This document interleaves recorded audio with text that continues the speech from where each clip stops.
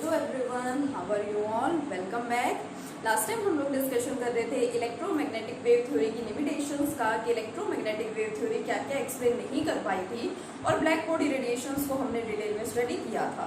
आइए आज next concept पे चलते हैं, that is the photo electric effect. जो इलेक्ट्रोमैग्नेटिक वेव थ्योरी है वो फोटो इलेक्ट्रिक इफेक्ट को भी एक्सप्लेन नहीं कर पाई थी। तो चलिए देखते हैं कि फोटो इलेक्ट्रिक इफेक्ट होता क्या है और प्लैंक्स क्वांटम थ्योरी ने इस इफेक्ट को किस तरह से एक्सप्लेन किया था। ठीक है, तो देखिए सबसे पहले तो फोटो नाम से उसके पता चल रहा है कुछ लाइट के बारे में या कुछ रेडिएशंस के बारे में।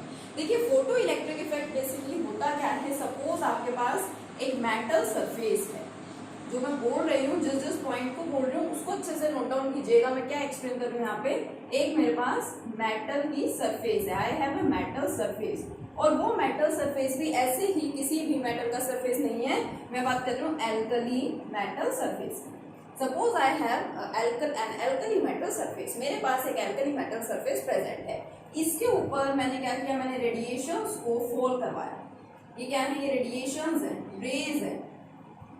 मैंने रेडिएशंस को किसी भी एल्कली मेटल के सरफेस पे फॉल कराया, तो देखिए क्या होता है, क्योंकि ये मेटल है, मेटल के सरफेस है और मेटल में क्या प्रेजेंट होंगे, इलेक्ट्रॉन्स प्रेजेंट होंगे, यानी यहाँ पे कौन होंगे, इलेक्ट्रॉन्स होंगे। ठीक है, तो जैसे ही मैं यहाँ पे रेडिएशंस को फॉल कराती हूँ तो यहाँ पे जो इलेक्ट्रॉन प्रेजेंट होते हैं, ये इलेक्ट्रॉन यहाँ से इस मेटल के सरफेस से बाहर चले जाते हैं, या मैं इसको बोलूँ इनका इमिशन हो जाता है, या फिर ये जो इलेक्ट्रॉन्स है यहाँ से एमिट हो जाते हैं। This phenomena is known as the photo electric effect. देखिए वापस से क्या हुआ है, जब मैं किसी एल्कली मेटल सरफेस के ऊपर रेडिएशंस को फॉल करवा रही हूँ तो वहां से जो इलेक्ट्रॉन्स है वो रिलीज हो जाते हैं या इमिट हो जाते हैं, और यही इफेक्ट क्या कहलाता है, फोटो इलेक्ट्रिक इफेक्ट कहलाता है। अब जो इलेक्ट्रॉन्स यहाँ से बाहर इमिट हो गए हैं, these electrons are known as the photo electrons. उन इलेक्ट्रॉन्स को क्या बोल दिया गया है, फोटो इलेक्ट्रॉन्स, उन इलेक्ट्रॉन्स को बोल दिया गया।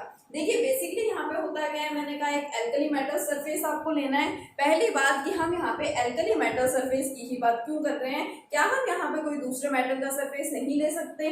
तो बात ये होती है कि आपको पता है कि यहाँ पे क्या होने वाला है, मेटल के सरफेस में से इलेक्ट्रॉन्स बाहर निकलने वाले हैं, इलेक्ट्रॉन्स का रिमूवल होने वाला है। तो ऑब्वियसली आप यहाँ पे वही मेटल सरफेस लेना चाहेंगे जहां से इलेक्ट्रॉन्स का रिमूवल बहुत इजीली हो जाता है। और आपको ये बात अच्छे से पता है कि जो हमारे एल्कली मेटल्स होते हैं, they have only one electron in their outer most shell.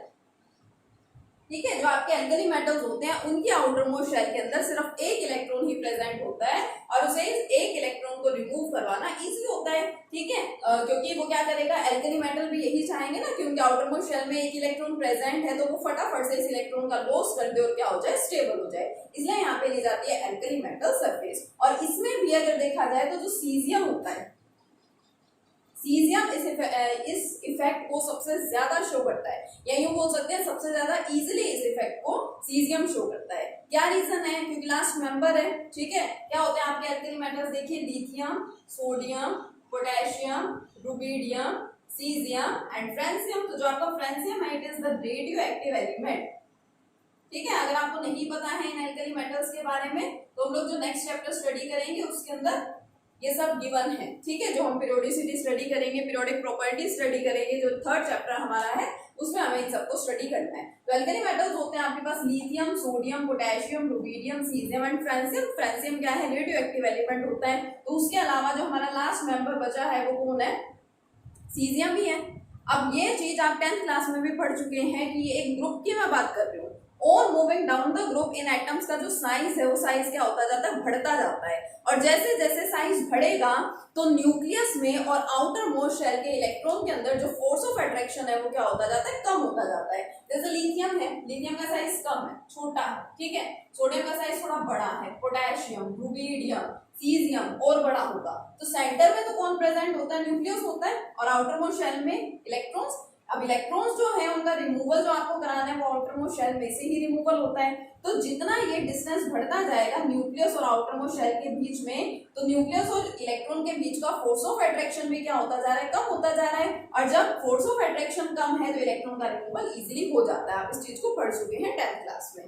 तो इसलिए सीजियम अगर आप यहाँ पे यूज कर रहे हैं तो इस इफेक्ट को ज्यादा इजीली शो करता है, क्योंकि वहां से इलेक्ट्रॉन का रिमूवल बहुत ज्यादा इजी होता है। तो क्या है हमारा फोटो इलेक्ट्रिक इफेक्ट कि जब हम रेडिएशंस को फॉल कराते हैं एल्कली मेटल की सरफेस पे, ठीक है, एल्कली मेटल आपको याद रखना जरूरी है, एल्कली मेटल की सरफेस पे फॉल कराते हैं रेडिएशंस को, तो जो इलेक्ट्रॉन्स है वो यहाँ से इमिट हो जाते हैं या उनका इमिशन हो जाता है, या हम यूं भी बोल देते हैं कि उनका इजेक्शन हो जाता है, इलेक्ट्रॉन्स इमिट होते हैं या फिर इजेक्ट हो जाते हैं, बाहर निकल जाते हैं। ये जो इफेक्ट हुआ है यही क्या है, फोटो इलेक्ट्रिक इफेक्ट है। इसमें एक आपने मेन पॉइंट ये देखा कि हम एल्कली मेटल सरफेस का ही यूज क्यों करते हैं। दूसरा पॉइंट देखिए, मैंने यहाँ पे यूज किया एक सेंटेंस की रेडिएशंस को मैं यहाँ पे फॉल करा रही हूँ, और ये जो रेडिएशंस है ये रेडिएशंस भी एक पर्टिकुलर फ्रीक्वेंसी की होनी चाहिए। पर्टिकुलर फ्रीक्वेंसी का मतलब कि इन रेडिएशंस के पास, इन रेडिएशंस की जो फ्रीक्वेंसी है वो फ्रीक्वेंसी किसके इक्वल होनी चाहिए, थ्रेशोल्ड फ्रीक्वेंसी। अब इस पॉइंट को और अच्छे से समझिए, या हम यूं बोलते हैं फोटो इलेक्ट्रिक इफेक्ट को जब हम डिफाइन करते हैं तो हम ऐसे बोल देते हैं कि when radiations of suitable frequency falls on alkali metal surface then the electrons from this surface emits or ejects. This phenomena is known as the photoelectric effect. अब ये सुटेबल फ्रीक्वेंसी या पर्टिकुलर फ्रीक्वेंसी का मतलब क्या होता है, आपके पास अलग अलग एल्कली मेटल्स हैं, लिथियम है, लिथियम से अगर आप इलेक्ट्रॉन का रिमूवल करवाना चाहेंगे तो आपको अलग अमाउंट ऑफ फ्रीक्वेंसी वहां पे प्रोवाइड करनी पड़ेगी, अलग रेडिएशन देनी पड़ेगी, अलग फ्रीक्वेंसी की। सोडियम का यूज करेंगे तो डिफरेंट फ्रीक्वेंसी आपको चाहिए, मतलब हर एक मेटल के लिए अलग अलग पर्टिकुलर फ्रीक्वेंसी की रिक्वायरमेंट होती है, और ये जो आपके पास पर्टिकुलर फ्रीक्वेंसी है या सुटेबल फ्रीक्वेंसी है, this suitable frequency is known as the threshold frequency, यानी कम से कम ये फ्रीक्वेंसी तो होनी ही चाहिए इन रेडिएशंस की, ठीक है। अगर ये फ्रीक्वेंसी होगी तो ही इलेक्ट्रॉन्स का इमिशन होता है, अगर ये फ्रीक्वेंसी नहीं होगी तो इलेक्ट्रॉन्स का इमिशन नहीं होता। सपोज मैंने आपको बोला ये कोई एल्कली मेटल सरफेस है, ए कोई भी मेटल मैंने इसमें से ले लिया, ठीक है, इसमें से इलेक्ट्रॉन्स का इमिशन तभी होगा कि मेरे पास जो फ्रीक्वेंसी है वो फ्रीक्वेंसी कितनी होनी चाहिए, रेडिएशंस की फ्रीक्वेंसी कितनी होनी चाहिए, 3.25 हर्ट्ज होनी चाहिए, ठीक है। सपोज या मैं पावर्स के टर्म्स में आपको समझाना चाहूं तो 10⁻⁻2 हर्ट्ज फ्रीक्वेंसी चाहिए है मुझे। इट मींस मैं जो रेडिएशंस को फॉल करा रही हूँ उन रेडिएशंस की फ्रीक्वेंसी कम से कम इतनी होनी ही चाहिए, इससे ज्यादा होगी तो चलेगा, जस्ट एज एग्जांपल मैं आपको बता रही हूँ ऐसा, ठीक है। तो कम से कम इतनी वैल्यू तो होनी ही चाहिए, इससे ज्यादा होगी तो भी रिमूवल हो जाएगा, बट इससे कम नहीं होनी चाहिए। अगर इससे कम फ्रीक्वेंसी की वैल्यू है तो फिर यहाँ पे इलेक्ट्रॉन्स का रिमूवल नहीं हो पाएगा। तो ये कंप्लीट फिनोमेना क्या है, आपका फोटो इलेक्ट्रिक इफेक्ट है। तो अगर हम फोटो इलेक्ट्रिक इफेक्ट को एक्सप्लेन करें तो देखिए क्या बोलेंगे इसको, मैं इसकी डेफिनेशन लिख रही हूँ, आप इसको नोट डाउन कर लीजिएगा साथ में। क्या बताया है मैंने आपको फोटो इलेक्ट्रिक इफेक्ट में, देखिए यहाँ पे द फिनोमिना, ये क्या है, ये फिनोमिना है या प्रोसेस है, the phenomena of ejection, ejection या इमिशन बोल दूं, the phenomena of ejection or emission of electrons from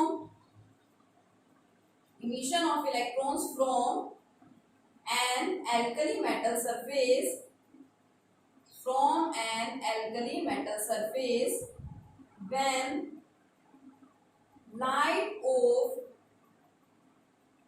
light of suitable frequency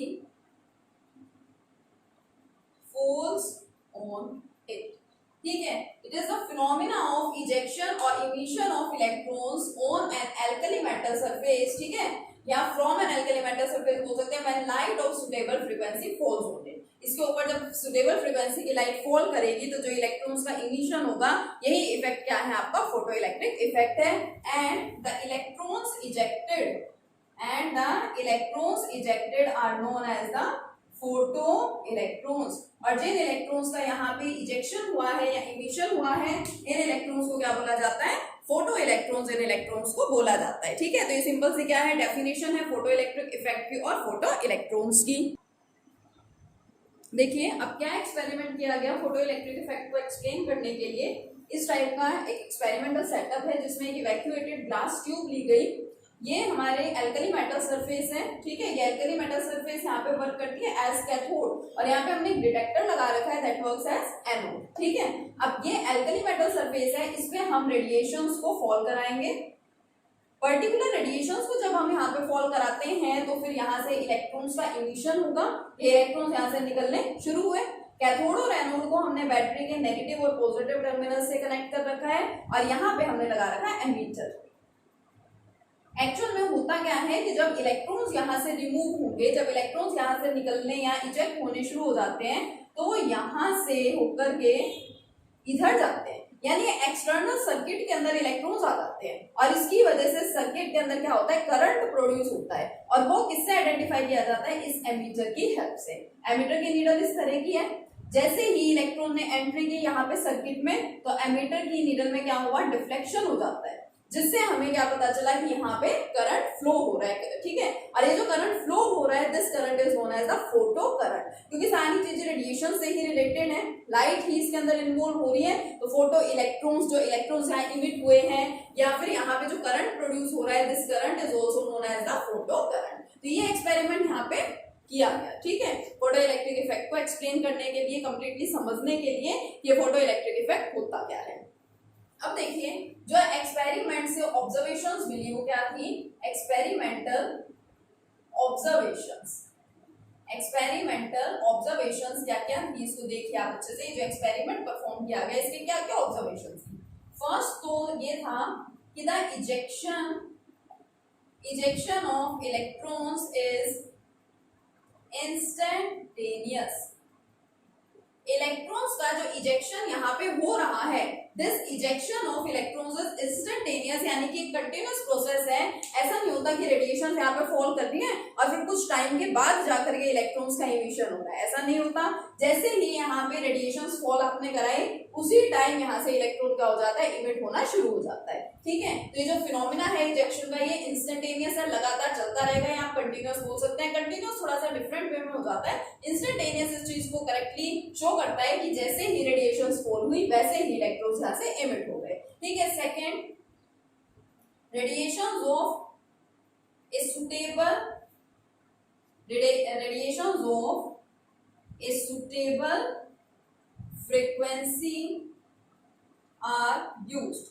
एक सुटेबल फ्रीक्वेंसी की रेडिएशंस की रिक्वायरमेंट होती है एंड दिस फ्रीक्वेंसी बहुत इंपॉर्टेंट है ये, and this frequency is known as the threshold frequency, और इस फ्रीक्वेंसी को क्या बोला जाता है, थ्रेशोल्ड फ्रीक्वेंसी बोला जाता है। देखिए अभी तक हम लोग स्टडी कर रहे हैं फ्रीक्वेंसी के बारे में, और फ्रीक्वेंसी को आप लोग रिप्रेजेंट कैसे करते हैं, न्यू, ठीक है। Threshold frequency is represented by nu nought, ठीक है। तो radiation of suitable frequency are used and this frequency is known as the threshold frequency. अगर ये थ्रेशोल्ड फ्रीक्वेंसी नहीं अवेलेबल है तो यहाँ से इलेक्ट्रॉन्स का इमिशन नहीं होगा।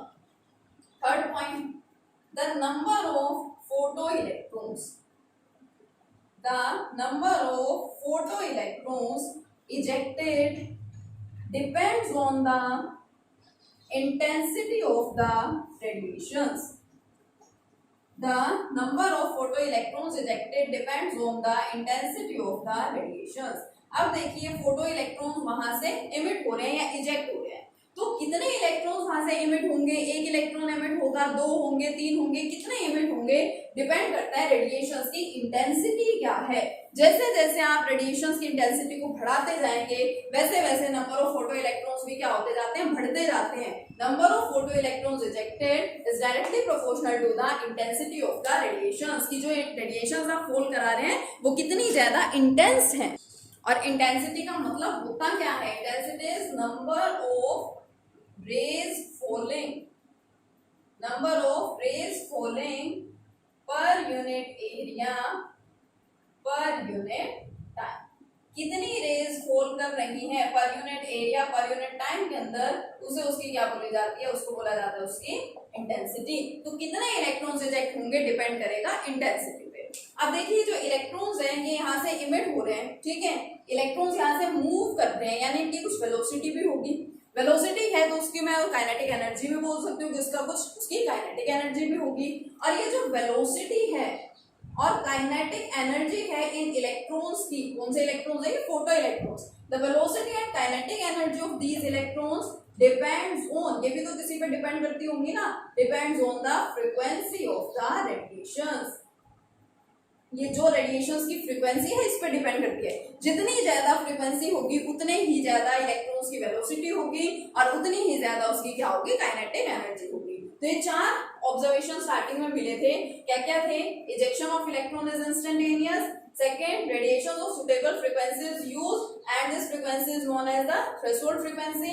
नेक्स्ट वन, कितने इलेक्ट्रॉन्स इजेक्ट होंगे डिपेंड करता है उसके इंटेंसिटी पे, and the velocity and kinetic energy of the electrons depends on the frequency of the radiation. अब ये जो मैंने आपको अभी तक बातें बताई हैं इनमें से कुछ भी एक्सप्लेनेशन इलेक्ट्रोमैग्नेटिक वेव थ्योरी ने नहीं दी थी, और इलेक्ट्रोमैग्नेटिक वेव थ्योरी के अकॉर्डिंगली तो ये जो वेलोसिटी और काइनेटिक एनर्जी है ये इंटेंसिटी पे डिपेंड करती थी, ठीक है। लेकिन ऐसा कुछ भी नहीं होता है, इसलिए हम बोलते हैं कि इलेक्ट्रोमैग्नेटिक वेव थ्योरी ने एक तो ब्लैक बॉडी रेडिएशन जो पढ़ चुके हैं, और ये जो फोटो इलेक्ट्रिक इफेक्ट है इसको भी इलेक्ट्रोमैग्नेटिक वेव थ्योरी ने एक्सप्लेन नहीं किया था, ठीक है। तो आपको ये फोटो इलेक्ट्रिक इफेक्ट का मतलब समझ आ गया अच्छे से, और ये जो एक्सपेरिमेंटल ऑब्जर्वेशंस बताई हैं मैंने अच्छे से, आई थिंक आपको समझ में आ गया होगा।